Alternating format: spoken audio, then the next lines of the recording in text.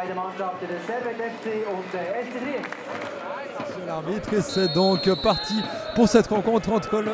On sait qu'Antunes aurait sa chance, mais ça n'a pas l'air d'être le cas. Ouais, j'allais te laisser la parole, mais là, Crayons, c'est un ballon en profondeur. Il y a Piquino qui se manque un petit peu à l'orée des 7 mètres. Un ballon qui va arriver sur une frappe. Et Jérémy Frick qui peut arrêter le ballon. Une frappe, je crois que c'était Urtic a priori, qui a un petit peu. Il n'a pas réussi à se mettre correctement en position de frappe. Il a pu armer, mais c'était en bout de course. Et du coup, Jérémy Frick, pour lui, c'était facile, mais un bon arrêt de chaque côté. Son contrôle, mais qui réussit bien son crochet face à Vigate. Cognac qui réussit un deuxième crochet qui va jouer sur la gauche avec Follonier. Follonier à l'entrée de la surface de réparation qui centre du gauche pour Wüthrich, la tête. Malheureusement, la tête n'est pas assez appuyée et c'est directement dans les gants de Hensler qui dégage au loin. Mais le dégagement est complètement manqué. C'est contrôlé par Yapikino. Yapikino pour Makopi. Makopi pour Routis. Sur le côté droit, Stevanovic qui se met sur son pied gauche, qui joue en retrait sur Makopi. Makopi pour Yapikino qui va frapper. Une frappe de Yapikino.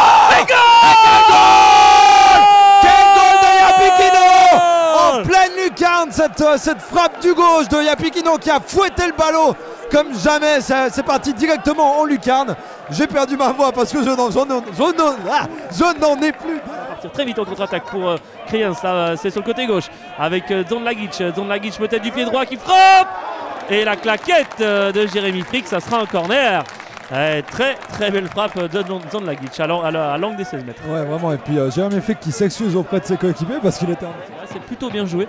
Ça a été d'ailleurs joué. Alors c'est un peu joué de manière compliquée par les Servetiens. Sautier qui va pouvoir sauver et mettre au deuxième poteau. Ça arrivera sur une tête d'un Lucernois. Mais un ballon récupéré à 20 mètres par Servette. Peut-être pour une frappe de Schalke. Quel but! Mais quelle action magnifique de Cognac à nouveau qui fait tout le travail et qui sert Schalke, qui se met sur son pied gauche. Et quelle frappe du Néerlandais, c'est magnifique. Ah, j'ose est-il que Makopi il a juste le défaut d'être non HTP, mais ça il ne peut pas grand chose. Alors que Stevanovic va pouvoir récupérer le ballon à la surface, un rebond un peu favorable. Et Cognac qui ouvre son compteur. Cognac qui marque enfin un but pour le Servette FC après cette magnifique combinaison servettienne. Et alors que Frick court à grandes enjambées en direction de son pote lyonnais, si je peux dire. Et vraiment ça fait plaisir de voir. 2 minutes plus pas grand chose. Et Crayons qui va peut-être pouvoir de nouveau se présenter là-bas face au but. Zonlagic plutôt. Est-ce que c'était un tir, est-ce que c'était un centre? Difficile de savoir. Jérémy Frick au premier poteau a pu bloquer, c'était pas tout à fait propre, mais il a pu bloquer quand même. Et au moins il a pu éloigner le danger. Yapikino, monsieur Wolfensberger met le sifflet à la bouche et c'est une victoire 3-0 pour le Servette FC. Une rencontre rondement menée, surtout en deuxième mi-temps avec les Servettiens qui ont fait la différence en 9 minutes entre les buts de Cognac et de Schalke.